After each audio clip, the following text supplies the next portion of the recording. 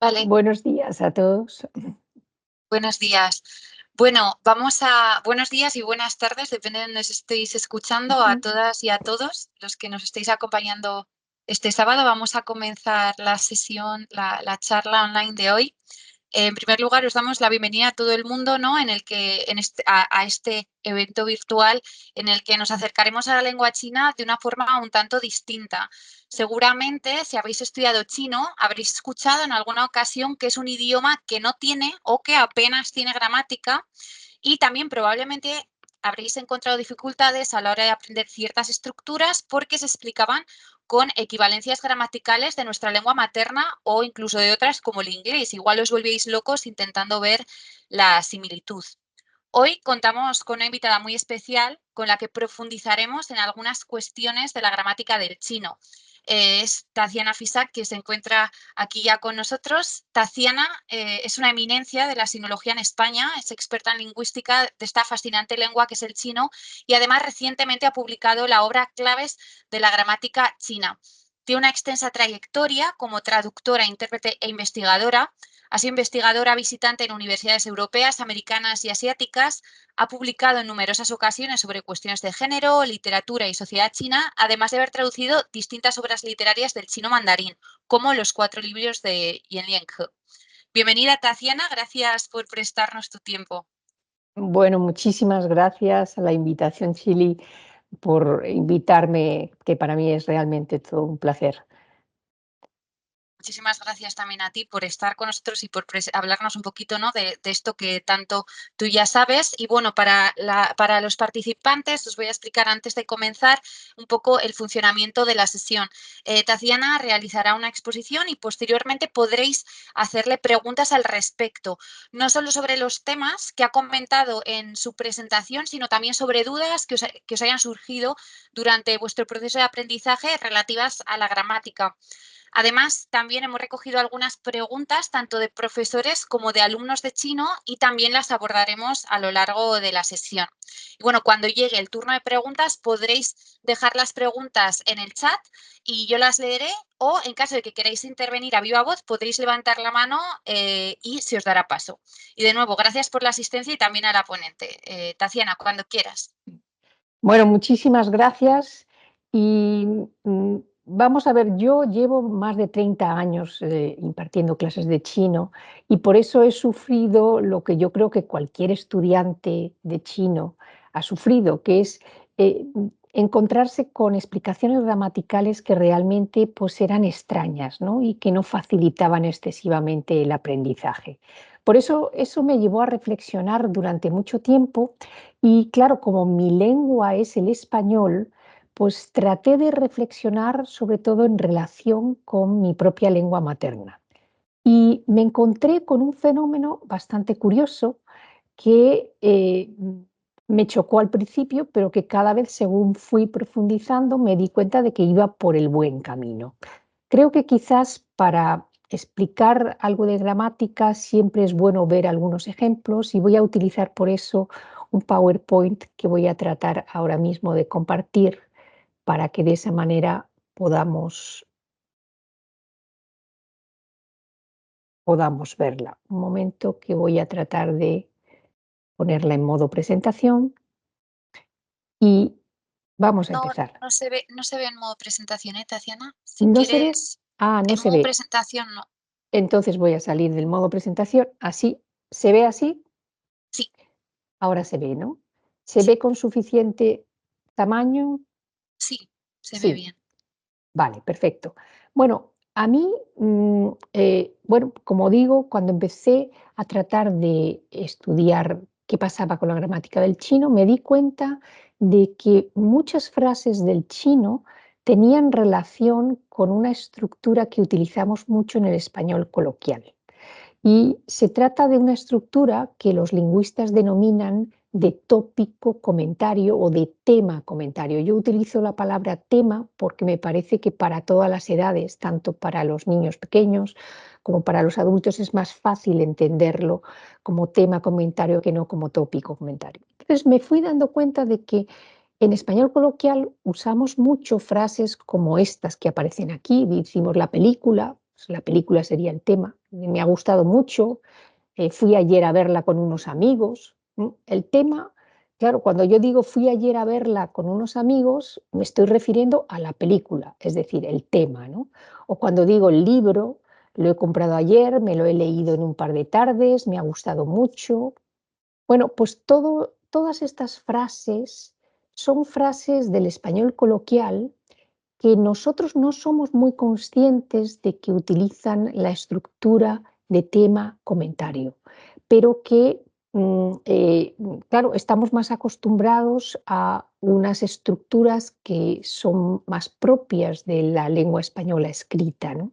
Pero esta estructura de tema comentario es la estructura de la lengua china. Y vamos a ver algún pequeño ejemplo. No voy a Perdona que profundizar. te Perdona que Sí. te interrumpa, Tatiana.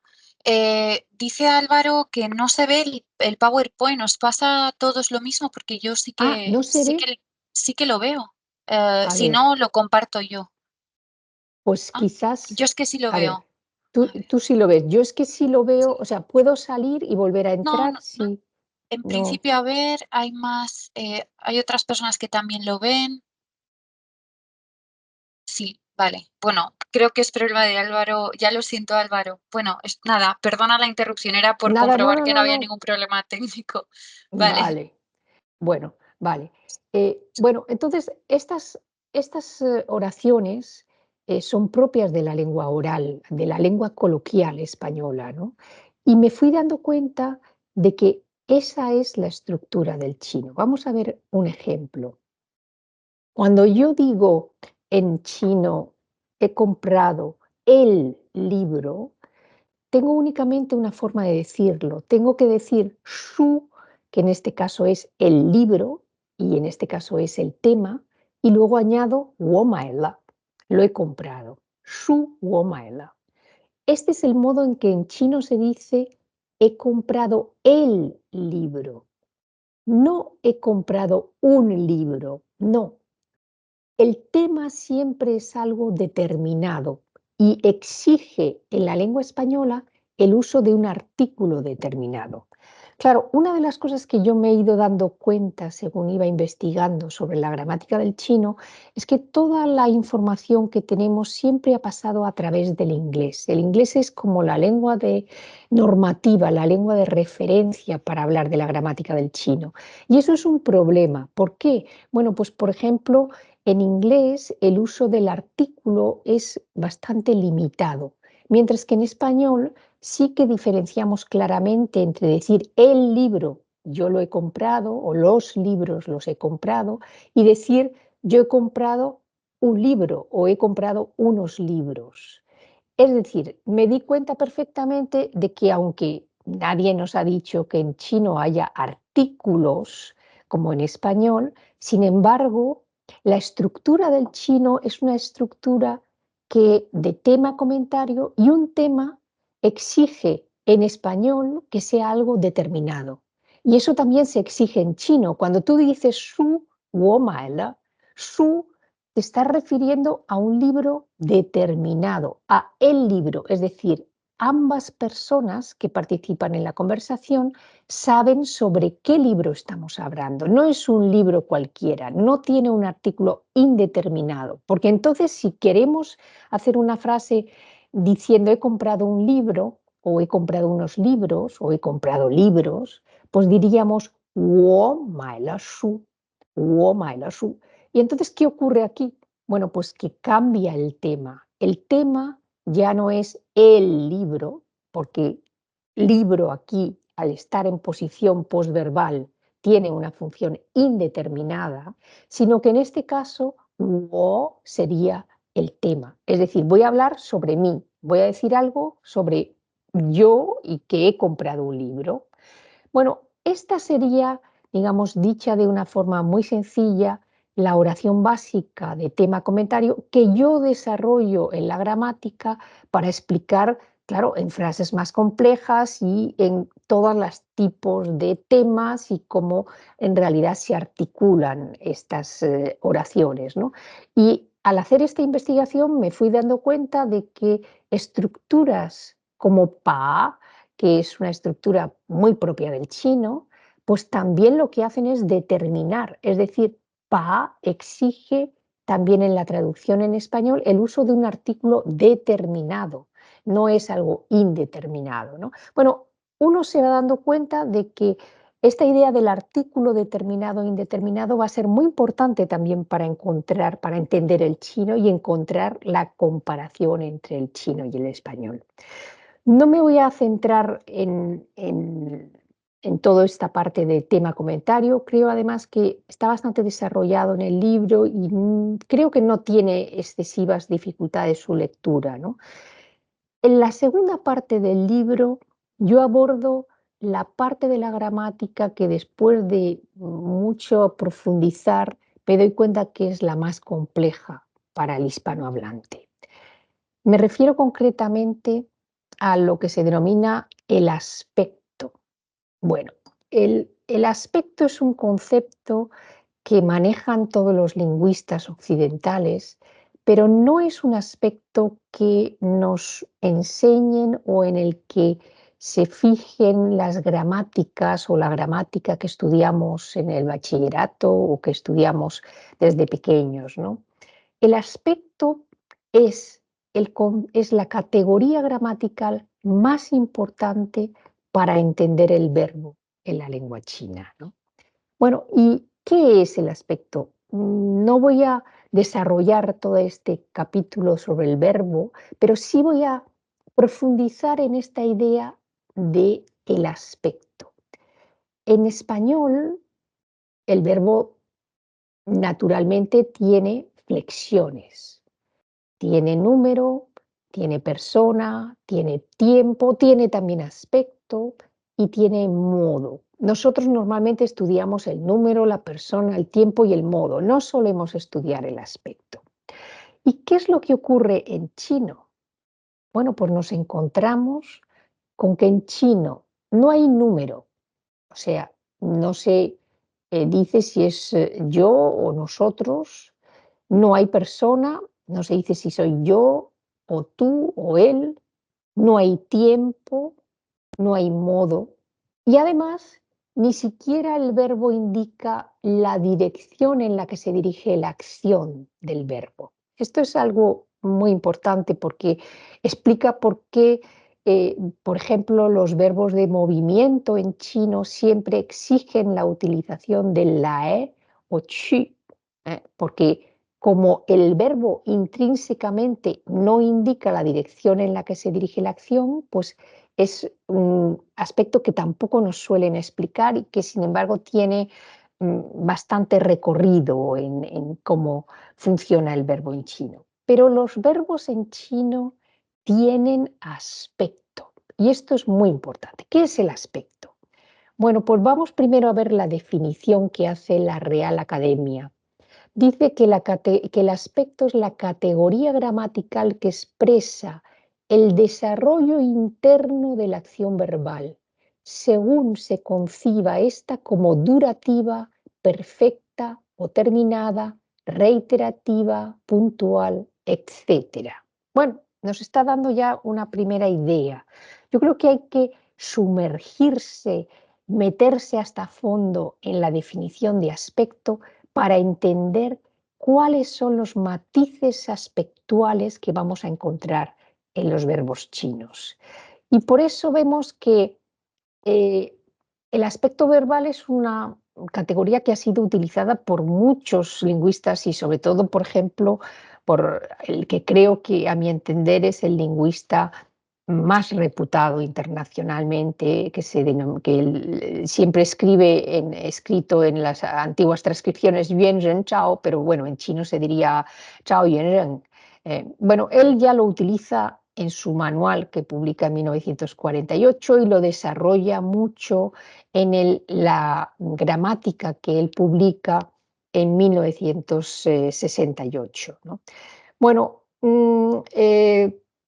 realmente el aspecto verbal es, se utiliza para explicar todo aquello que informa sobre la propia acción. O sea, no se está refiriendo a cuándo se ha realizado esa acción, sino a cómo.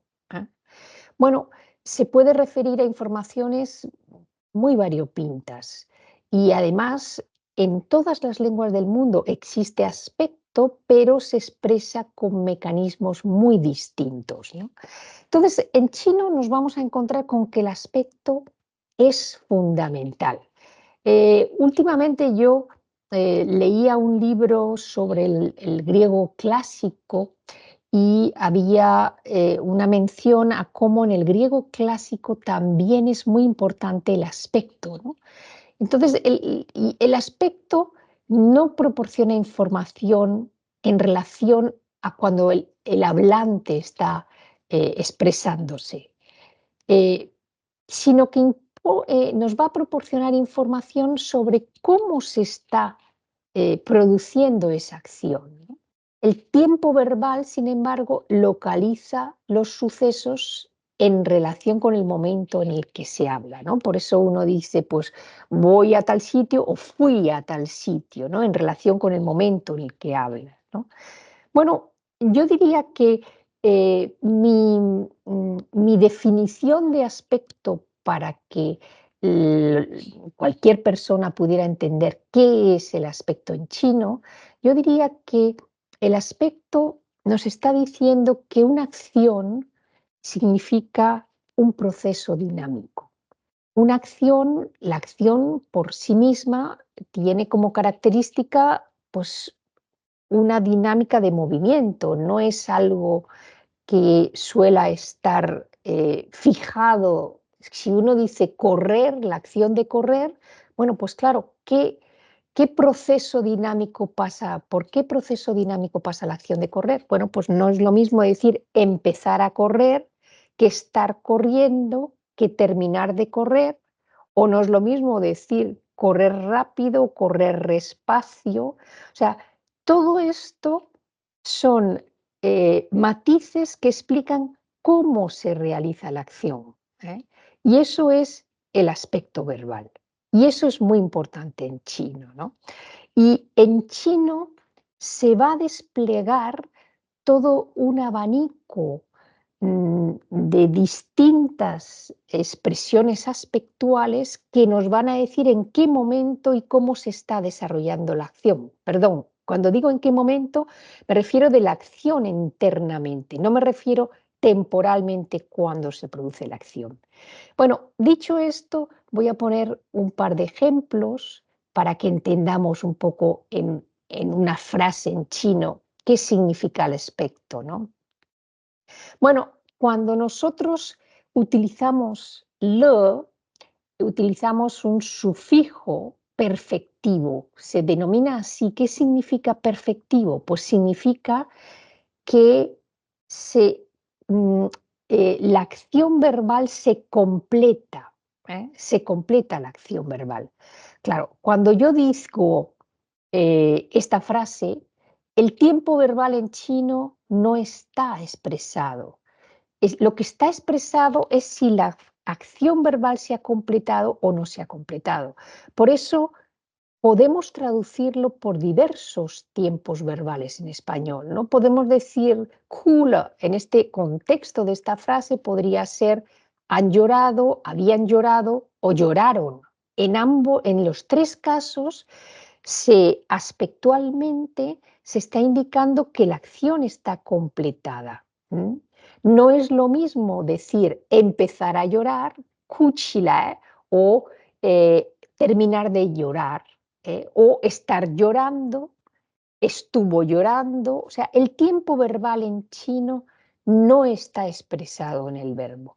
Pero esto no es una particularidad única de la lengua china, esto lo vamos a encontrar en otras muchas lenguas del mundo, y que hay mucho más énfasis en el aspecto, en cómo se produce la acción verbal, si la producción verbal está en proceso, si se ha completado, si ha comenzado, si ha dado lugar a un resultado. Eso es el aspecto, ¿no? Entonces, tenemos que ser muy conscientes de que el aspecto no indica tiempo verbal. Por eso, cuando yo digo esta frase en chino, shu mai le, Claro, mae es comprar. Lo es el sufijo aspectual que nos indica que la acción se completa, pero no nos dice si la acción se completa en el pasado, en el presente o en el futuro. Y por tanto, en cada contexto se podrá traducir por un tiempo verbal muy distinto en español. Por eso, cuando yo digo el libro, en este caso el tema sería su, el libro, maela, comprar completado, es decir, comprar completado, yo entonces ir, buscar tú. Eso serían, digamos, las distintas eh, mm, palabras que compone esta oración. Su maela, 我就去找你.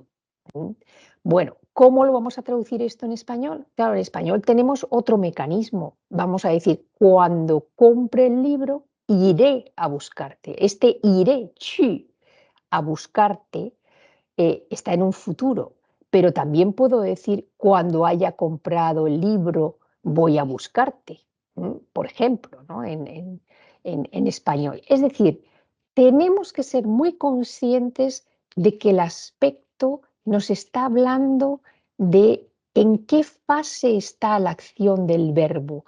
Nos está hablando, está referido a algo interno de la acción verbal.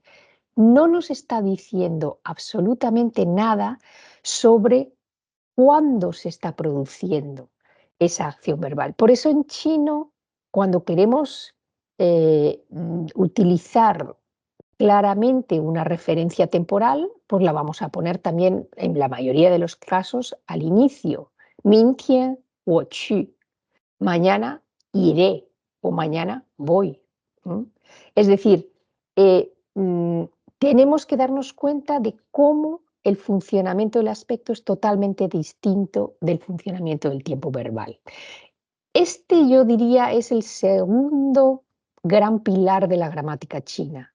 El primero sería la estructura tema-comentario y el segundo es el aspecto verbal.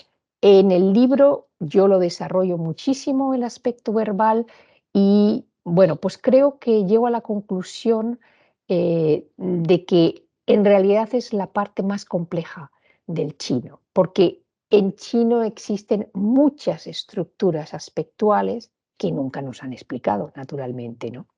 Bueno, y ya paso a lo que sería lo que yo entiendo que es la tercera parte, la tercer pilar de la gramática china, y que creo que tampoco nos han explicado en exceso. Y en este caso, además, es muy importante porque se refiere al orden que tiene que tener las distintas palabras en una oración para que esa palabra tenga una función gramatical específica. Claro, nosotros estamos en español acostumbrados a poner las palabras un poco por donde queremos, ¿no? Estamos acostumbrados a que yo puedo decir en el camino, pues había un árbol muy bonito. Puedo decir también, había en el camino un árbol muy bonito o había un árbol muy bonito en el camino. Claro, nosotros le podemos dar la vuelta a una frase y colocar los distintos elementos que forman esa frase un poco como queremos, ¿no?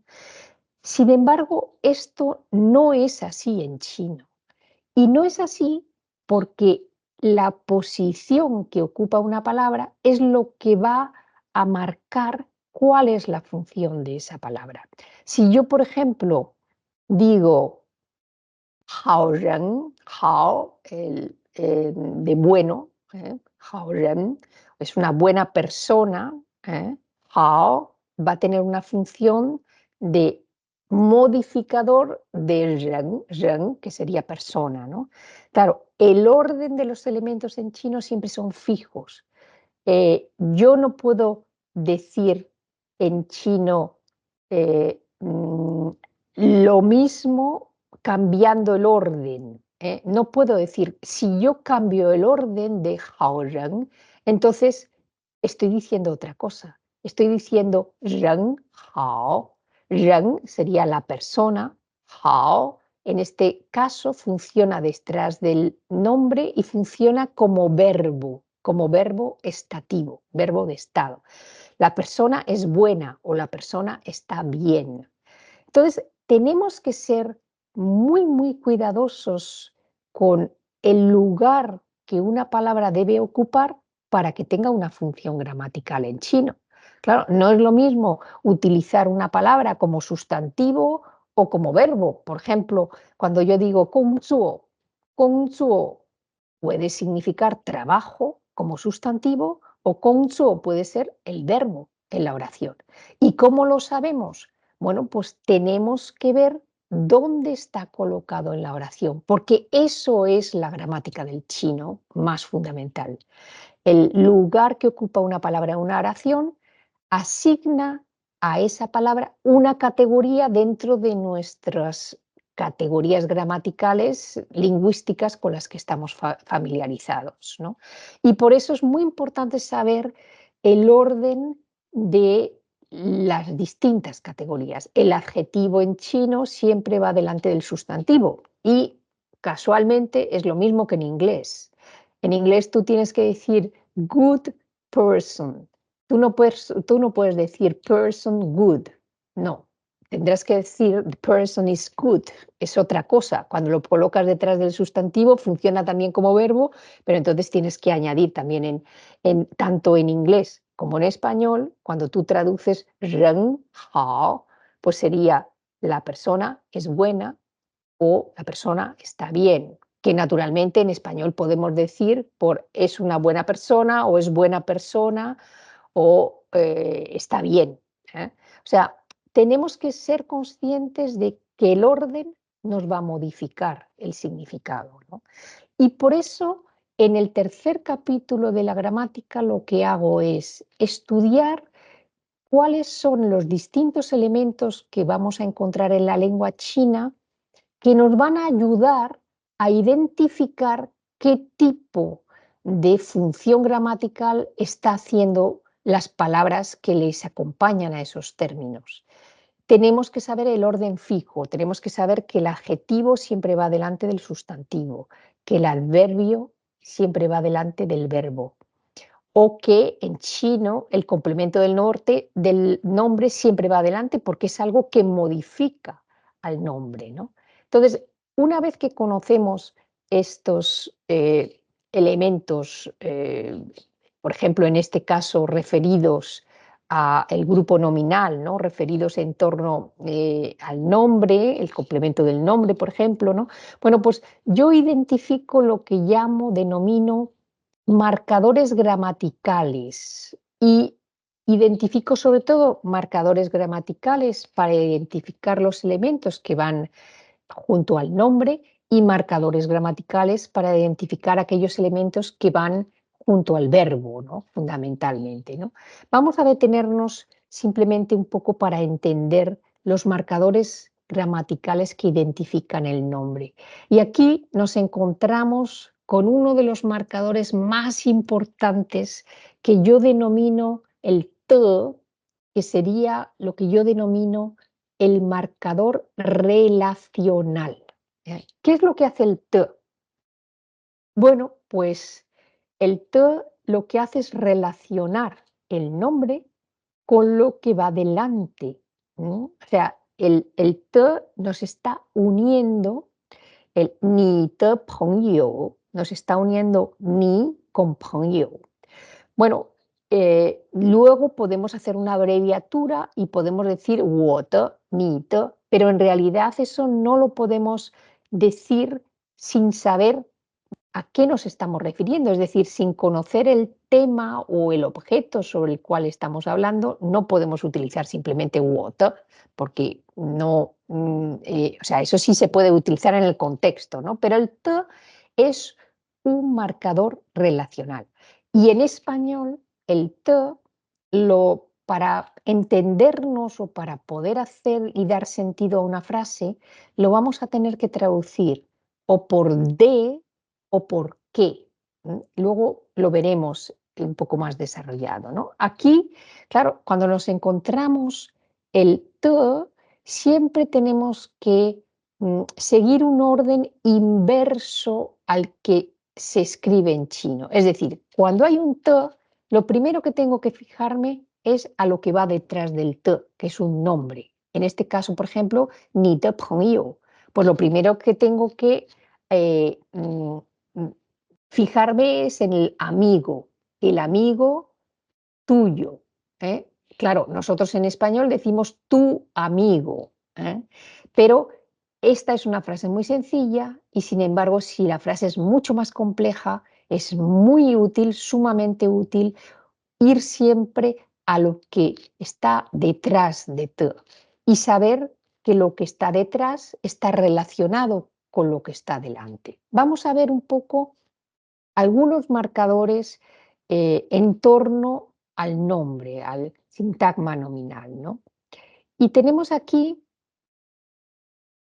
bueno, pues como decía, el adjetivo en chino siempre se antepone al sustantivo. No podemos ponerlo detrás porque si lo ponemos detrás lo convertimos en un verbo, ¿no? Entonces aquí decimos honghua, pues la flor roja o flores rojas, ¿no? Y es curioso porque el te también cuando se utiliza en posición posverbal, también muchas veces en su mayoría tiene una función de mm, identificación determinada, ¿no? No es lo mismo decir honghua, que puede ser flores rojas y que lo podemos poner tanto en posición inicial, que entonces serían las flores rojas, pero si lo ponemos en posición posverbal, pues es flor roja, simple o flores rojas, ¿no? No es lo mismo que decir hongte hua, hongte hua o hongde, que sería la roja, pero la roja ya en su contexto referido a flor, ¿no? En todos estos casos, la posición de hong, de roja, es justo la contraria de la que utilizamos en español. ¿Eh? Y este va a ser uno de los problemas con la posición de las palabras, que para que cumplan ciertas funciones gramaticales, muchas veces la posición es igual que en español y otras muchas veces la posición es justo la contraria o la inversa, ¿no? Y claro, como no nos lo explican, pues nos perdemos muchas veces en el chino, ¿no? Vemos aquí otra vez este te, que es el marcador relacional, ¿no? En donde tenemos que ir primero a lo que va detrás de te y entonces empezamos por 老师，老师的孩子们。No, perdón, 孩子们的老师, perdón. Lo he dicho en español, pero en chino. O sea, el profesor o los profesores de los niños, ¿no? Bueno, pues ahí el T claramente es uno de los marcadores que nos ayudan a identificar que lo que va detrás de T es un nombre. Bueno, y podemos encontrarnos con otros elementos también alrededor del nombre, ¿no? ¿Cuál de ellos? En esta frase, Uli de Xibayaran, Uli, Li, es lo que yo denomino una posposición. ¿Por qué denomino una posposición? Las posposiciones siempre se encuentran detrás de un nombre.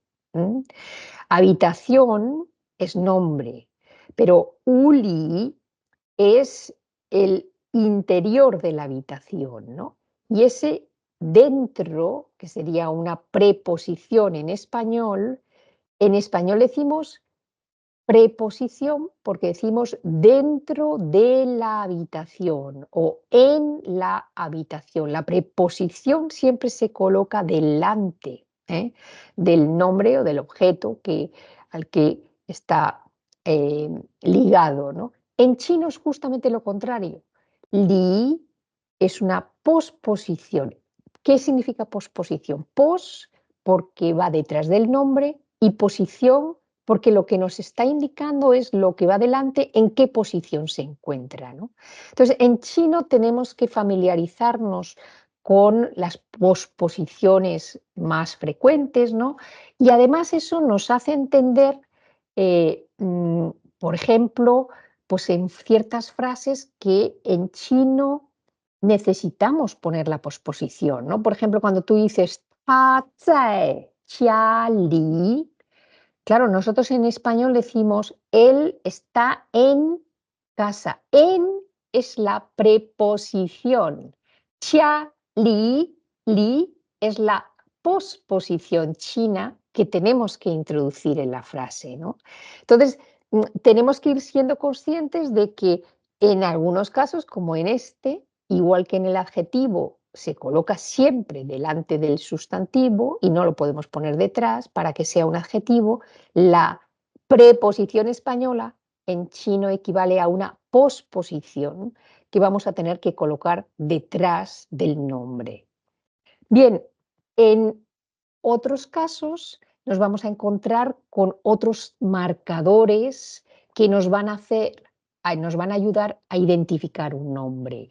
Y estos marcadores serían, en primer lugar, los clasificadores o cuantificadores, que en este caso, por ejemplo, que sería un cuantificador que se utiliza tanto con los numerales como con los demostrativos, con ch o ne.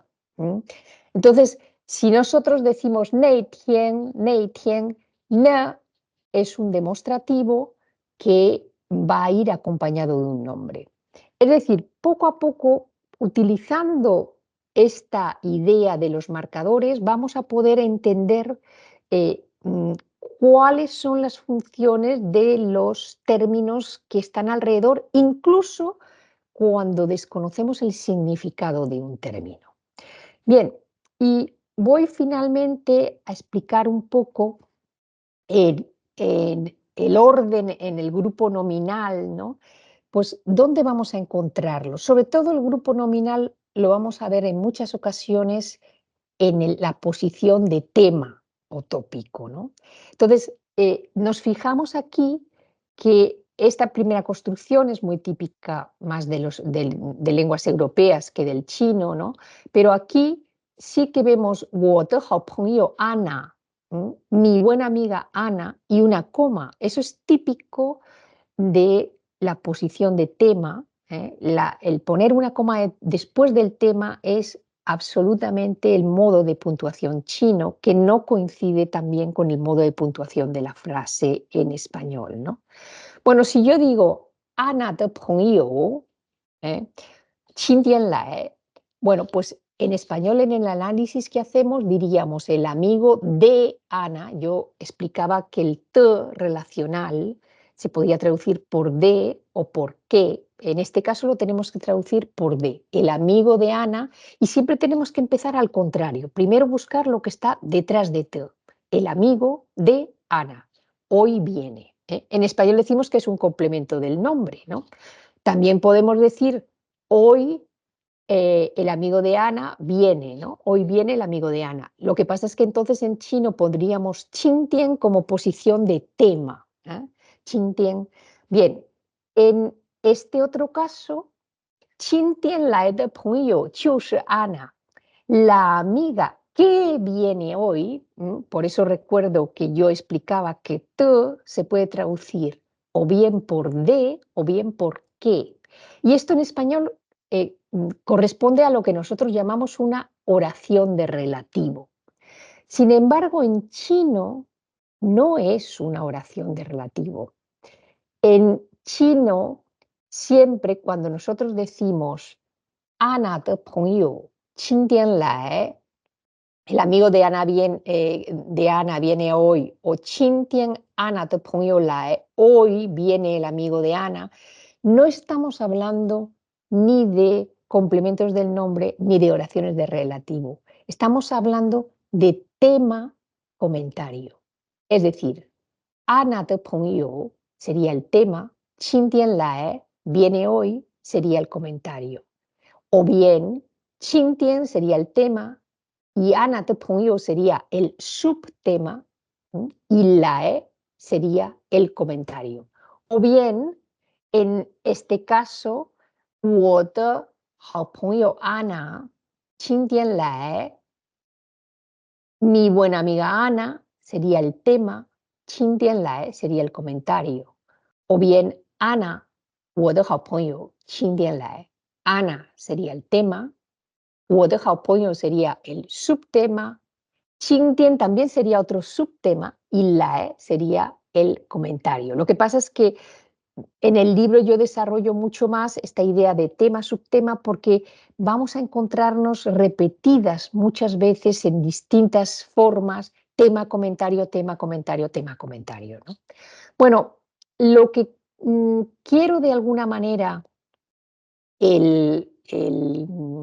subrayar con esta aproximación al chino es que si nosotros entramos en estas tres grandes partes de la gramática china, el tema comentario, el aspecto verbal y la posición de las palabras, puedo asegurar que el chino de repente adquiere una claridad completamente distinta y facilita enormemente tanto su aprendizaje como su traducción.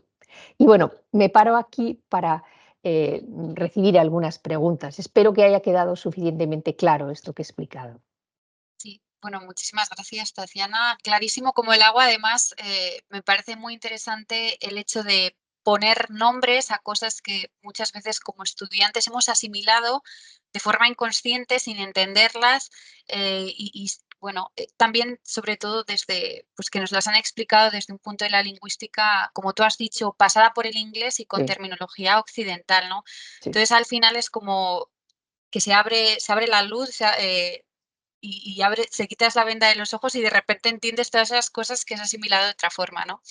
Eh, ya, a mí desde mi perspectiva personal me ha parecido súper interesante tu intervención. Y bueno, ahora vamos a dar paso a algunas preguntas más concretas.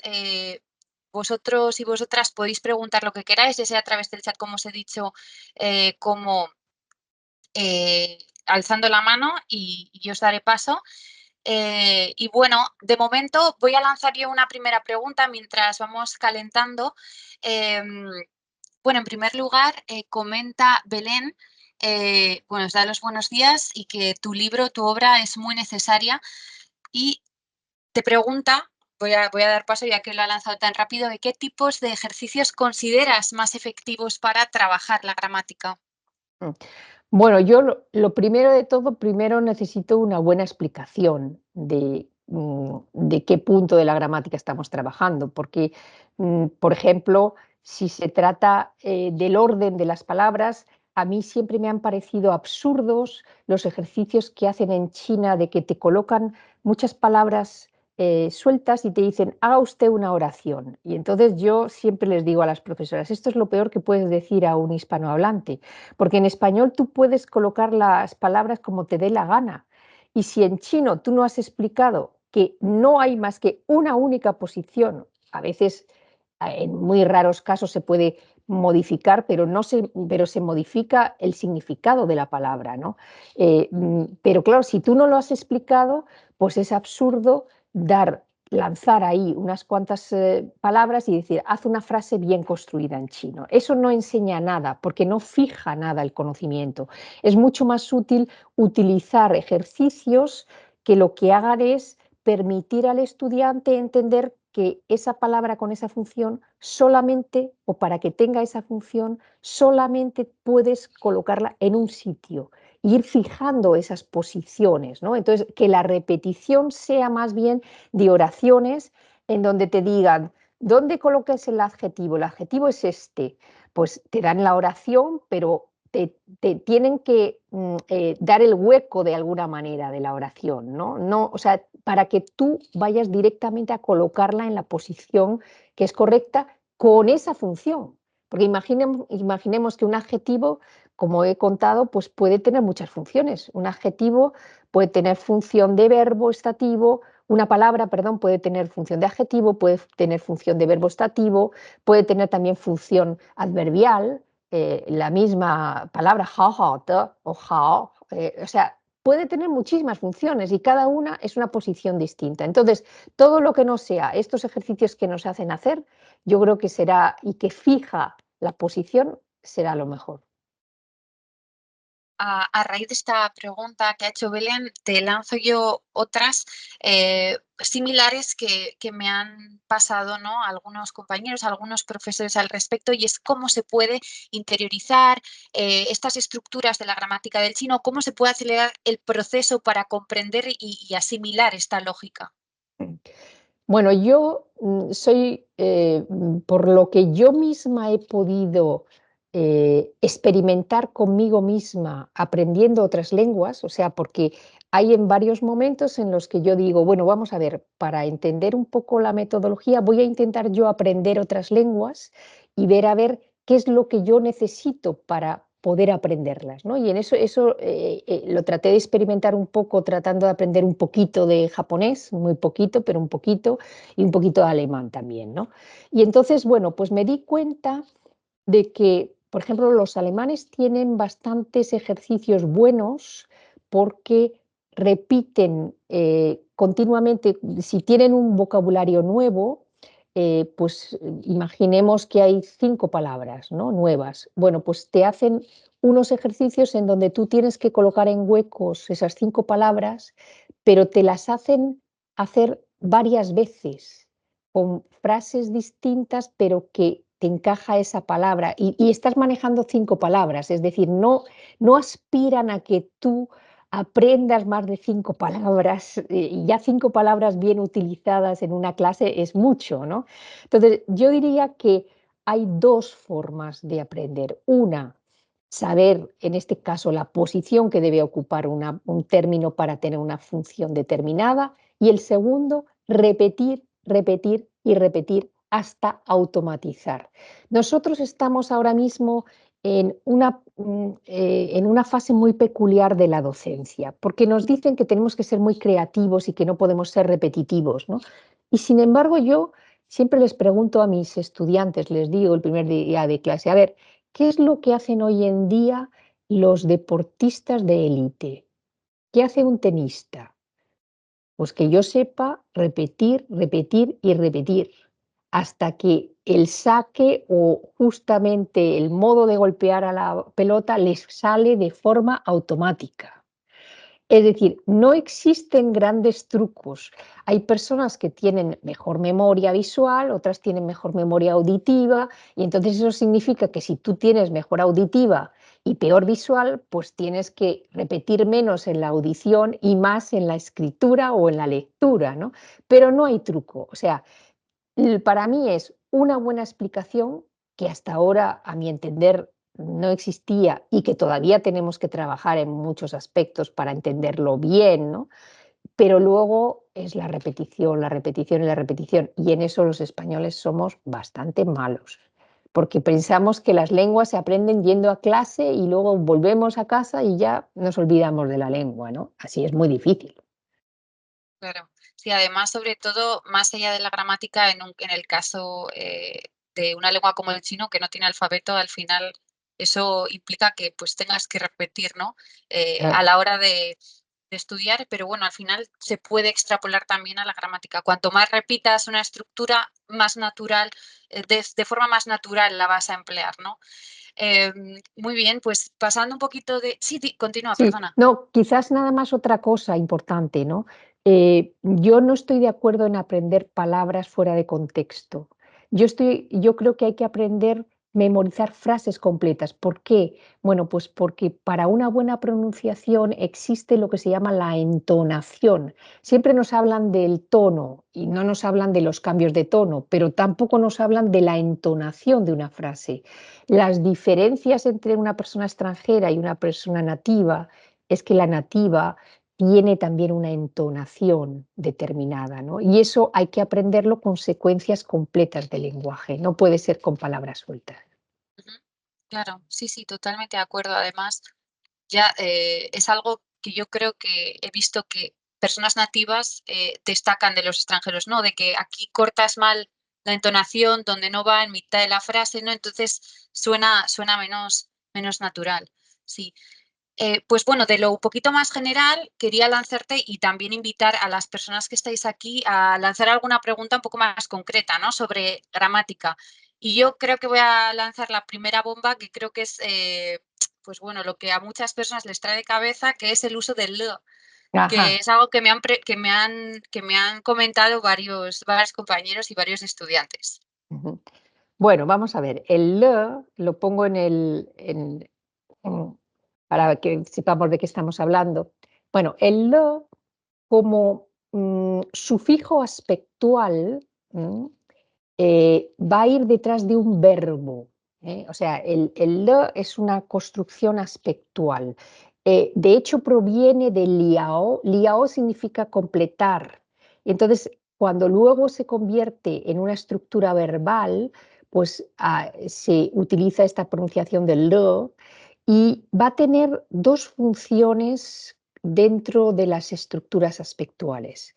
Con los verbos de acción, indican que la acción se ha completado, pero se ha completado o en el pasado o en el presente o en el futuro. Dependerá del contexto de la frase, ¿no? Pues, esta frase que yo estaba antes indicando, 书买了，我就去找你. Cuando haya comprado el libro, mm, pues iré a buscarte. Claro, esto no es, haya comprado es un pasado, pero todavía no se ha producido, ¿eh?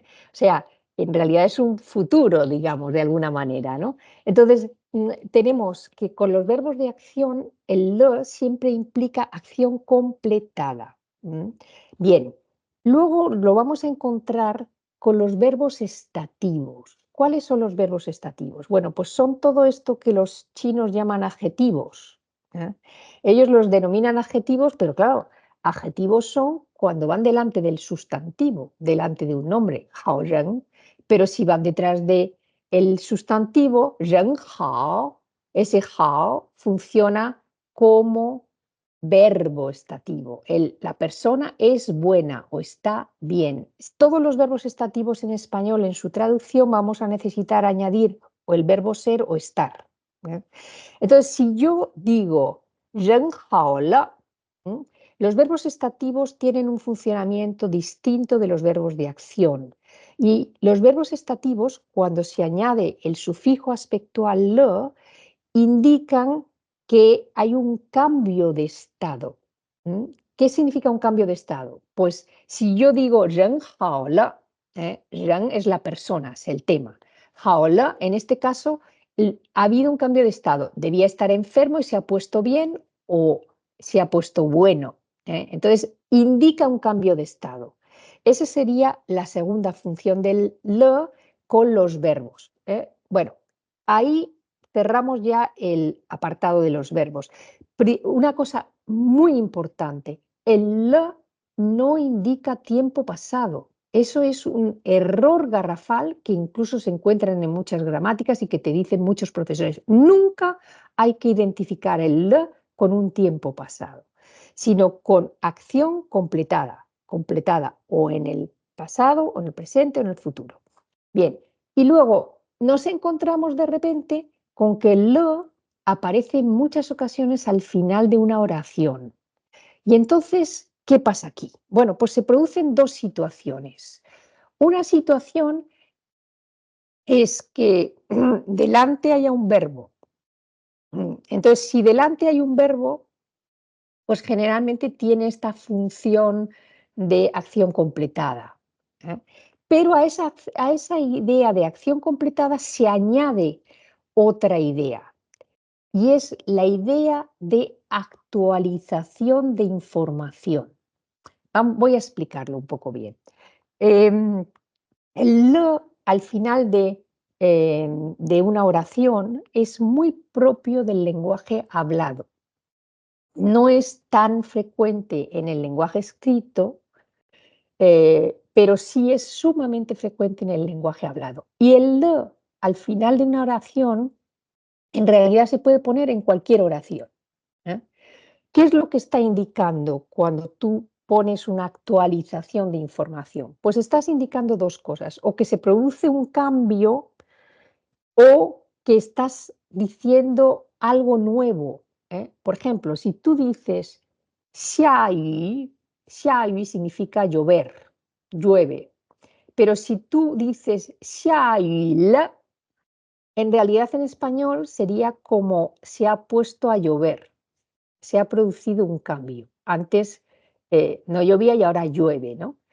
Eh, y si tú, por ejemplo, a cualquier frase, por ejemplo, no sé, se me ocurre decir, 他现在是学生了，他现在是学生了.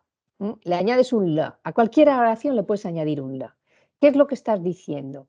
Pues no estás diciendo 他现在是学生了, quiere decir que antes nunca estudió, que no era estudiante.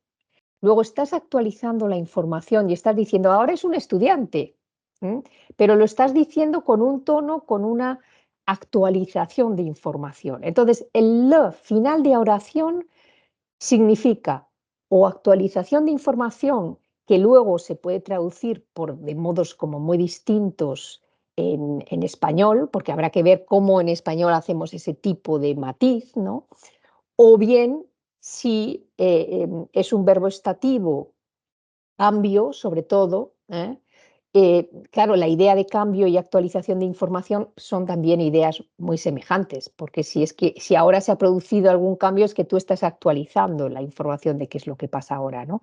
Y luego tenemos que distinguir muy claramente cuándo es un le que funciona como un sufijo aspectual en una estructura verbal y en donde ya con un verbo significa o bien una acción completada para verbos de acción o bien cambio para verbos estativos. No sé si queda suficientemente claro. Claro, lo que habría ahora tocaría es hacer ejercicios y ir viendo para que lo entendiéramos. Pero yo creo que nos hacemos un lío tremendo con el le y en realidad no es tan complejo. Claro, no, me parece muy buen resumen porque al final nos hacemos un lío porque se explica muchas veces como pasado y luego otras cosas, ¿no? Entonces al final Claro, eh, no, te vuelves la cabeza un poco tarumba, ¿no? Porque es claro, información un tanto contradictoria, ¿no? exacto. Eh, entonces, bueno, sí que a mí me ha quedado muy claro y creo, estoy seguro que al resto de participantes también, porque es un resumen muy estructurado, ¿no? De cómo se usa el. No sé si alguien más quiere hacer alguna otra pregunta. Em, voy a daros un poquito más de tiempo y mientras voy a lanzar otra de las que hemos recogido de profes y estudiantes, y es el cómo enseñar partículas como pueden ser el pey o el pa, que ahora las pongo yo por el chat para que veáis. Bueno, yo, en primer lugar, lo primero que digo es que tenemos que abandonar el uso del término partícula. ¿Por qué?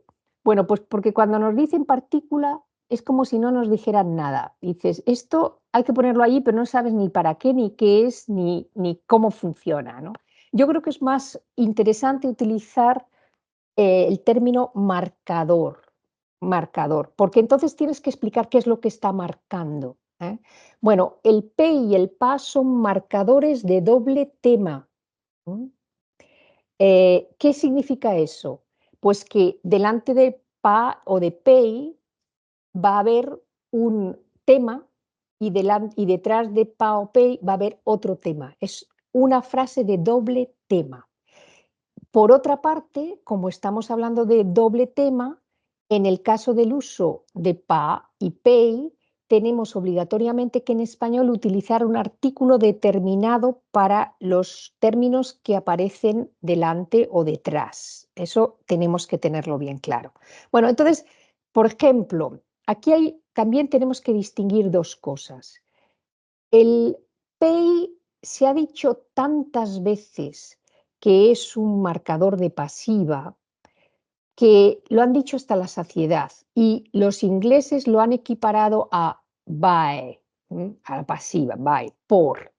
Bueno, pues no.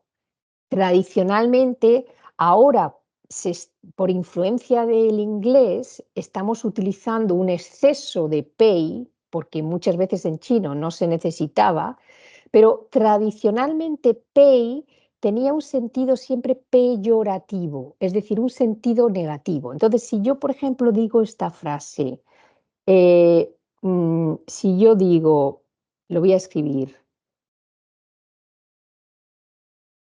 Vamos a ver. Pei, o, chula. A ver, si yo digo esta frase, y sería el pez, o el pescado. Pei es el marcador que es peyorativo y que es marcador de un doble tema. Es decir, el pez, el gato ha comido. ¿Mm? El pez, el gato ha comido. O sea, el gato, en este caso sería, tenemos que empezar por lo que va detrás de pei y decir, el gato se ha comido el pez. Por eso es un doble tema. En esta frase no puedes decir, el gato se ha comido un pez. No, es el pez. ¿Eh?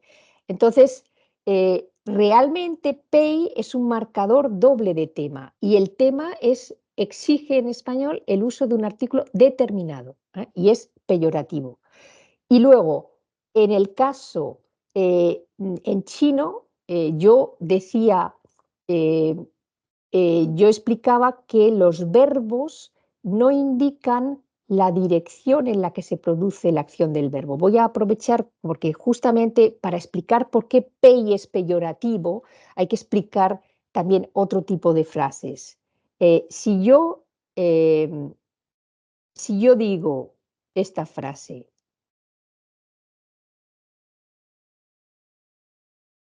a ver, y chula, ¿cómo lo traduzco yo en español? Y sería el tema. Y yo digo el pez.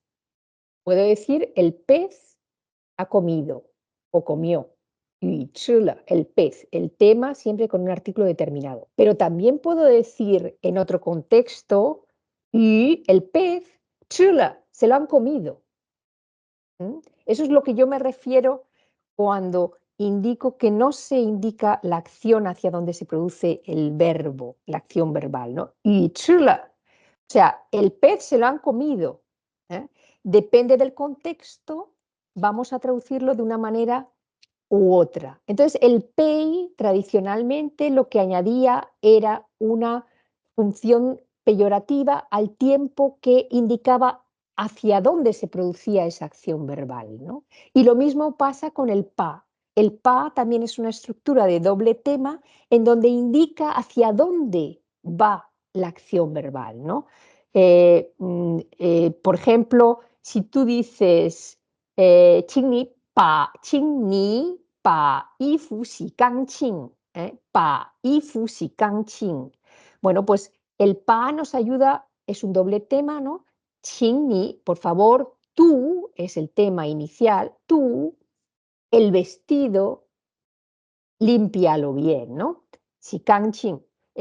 Bueno, pues ahí tenemos como en ese caso la estructura tanto de pa como de pei nos obliga en español a utilizar un artículo determinado, porque son estructuras de doble tema que indican la dirección y clarifican al que escucha la dirección hacia donde va la acción verbal. No sé si se ha entendido, pero creo que es una explicación más acorde con lo que es en chino, con las estructuras, tema que comentario que como decía yo al principio, pues hay muchos tipos de estructuras y yo explico muy diversas estructuras, ¿no? Pero en cuanto se entienden, todo empieza a encajar en una lógica, ¿no? Y en cuanto se entiende con respecto al español, estas equivalencias entre el artículo determinado e indeterminado. Claro, es también darle un poco la vuelta a cómo se han aprendido ciertas estructuras, ¿no? Ciertas, bueno, eh, no marcadores, ¿no? Les has denominado tú. Marcadores, sí. Sí, ciertos marcadores, ¿no? En chino, pues es como volver un poco a replantearse cómo se ha aprendido todo. Pues ya para terminar, te voy a lanzar un poco unas preguntas, ¿no? Que me han hecho varios compañeros en relación pues, a la enseñanza en general, ¿no? De este idioma de cara a los estudiantes hispanohablantes. Y es a qué retos crees que se enfrenta, ¿no? La enseñanza del chino y cómo crees que se podría modernizar. Bueno, yo creo que tenemos todavía que profundizar en la línea que yo marco, lo digo muy claramente en el libro, ¿no? que yo no he hecho una gramática completa del chino, yo he hecho una propuesta que creo que es muchísimo más lógica para los hispanohablantes y que aclara muchas cosas, pero hay todavía ciertas cosas que hay que seguir investigando en ese ámbito. Por ejemplo, lo que yo planteo de las conjugaciones verbales, ¿no? Son conjugaciones aspectuales, son múltiples estructuras aspectuales y que además tenemos que empezar a conocer, pues igual que nos dicen los verbos regulares y los verbos irregulares, pues por qué ciertos verbos funcionan con ciertas estructuras y no se pueden utilizar con otras estructuras, ¿no? En todo eso tenemos que seguir investigando y yo espero que haya detrás de mí gente que se anime a hacerlo, ¿no? Pero yo creo que una vez clarificada esta, para mí, o sea, es fundamental que el profesor no induzca al error, ¿no? Y yo creo que el problema muchas veces es que la mayoría de los profesores de chino son de origen chino. Y claro, ellos no tienen dificultad en imaginar, uy, esto es un sujeto, pero claro, no se dan cuenta de que para una persona que no maneja el chino, cuando le dice esto es un sujeto, en realidad le está produciendo más problemas que beneficios. Los chinos se han adaptado muy bien a nuestras categorías gramaticales, ¿no? Pero ahora tenemos que dar el salto opuesto, tenemos que buscar cuál es realmente la estructura natural del chino y utilizar también en la comparación nuestra lengua materna, porque no es lo mismo el uso del artículo en inglés que el uso del artículo en español.